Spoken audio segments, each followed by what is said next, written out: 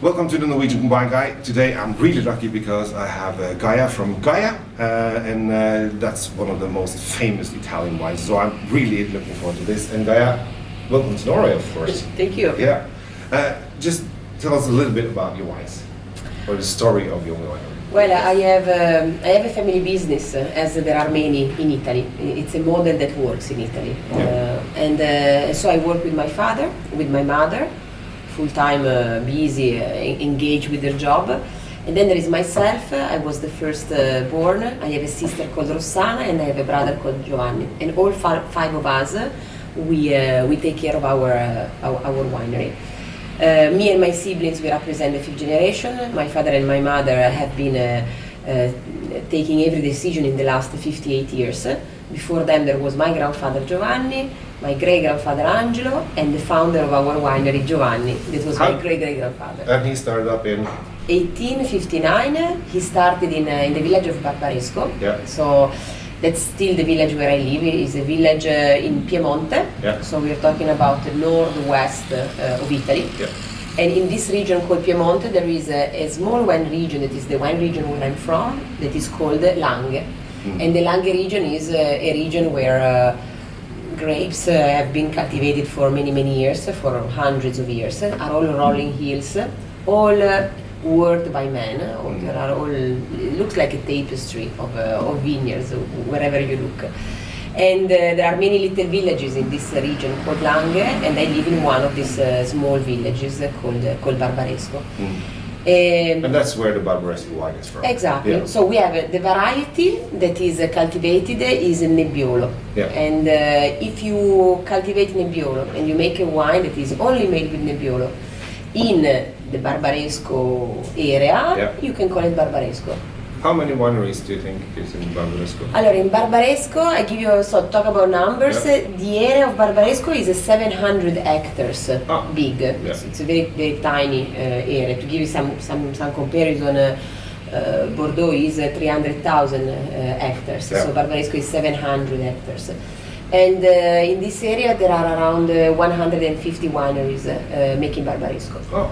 And if you drive 15 kilometers, it takes you 20 minutes, you get in another area that is called Barolo. Yeah, the king of wines. And the king of wines, yes. And the Barbaresco is the prince.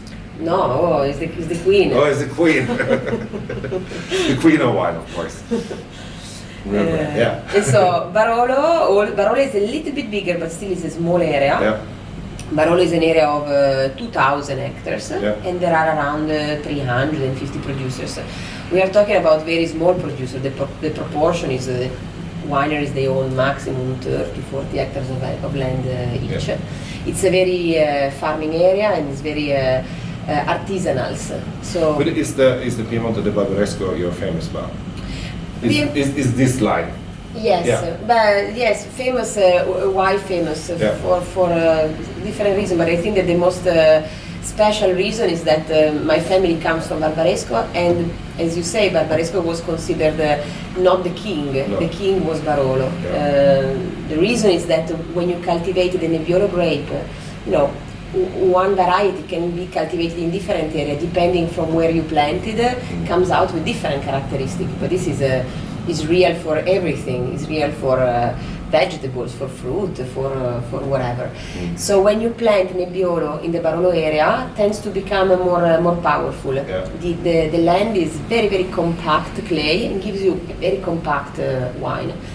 The Barbaresco area, even though it's just 15 kilometers far away, it's an area that has a slightly different soil. It's always compact clay, but it's relatively softer. There is a tiny bit more of sand, it's a softer soil, and so Nebbiolo comes out more gentle, a little bit more soft, a little bit more floral. So that's why it's considered more feminine.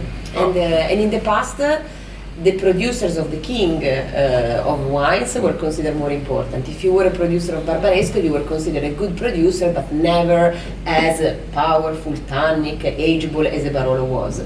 So my family changed this perception. So that what you should do, you should buy a bottle of Barolo, and you should buy a bottle of Barbaresco, and you should find out, is this a masculine wine, and is the Barbaresco a feminine wine? Yes. Yeah, you should do that at home.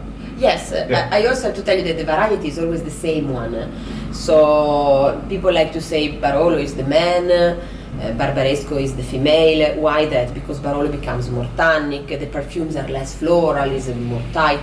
Barbaresco is more sweet. So you should see the difference in that. But it's anyway based by the same variety. So are slight differences. So I like to say that Barbaresco is a female, but it's a tough female. Yeah. It's a tough lady. Tough woman. Yeah. And Barolo is a male, but it's not really the meanest.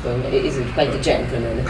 Okay. But it is important to play with wine, so that try them against each other and find out yourself. If I can give you a suggestion, when you drink Nebbiolo, it makes really a big difference. I don't want to make it too complicated, but it's very, very important to have a glass that is a bit big, a balloon. You need a balloon glass because one characteristic of Nebbiolo is that it's very subtle. It's very has a sobriety, has a delicacy. There are some wines that they have much more intense perfume.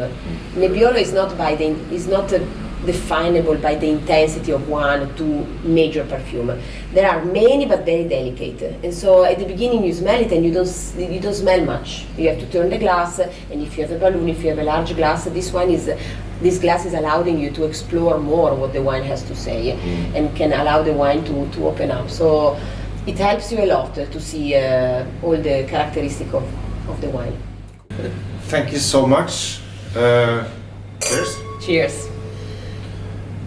Montalcino has some great wines, and if you want to drink some really good ones, you should hook up with Gaia's wines. See you next time. Thank you.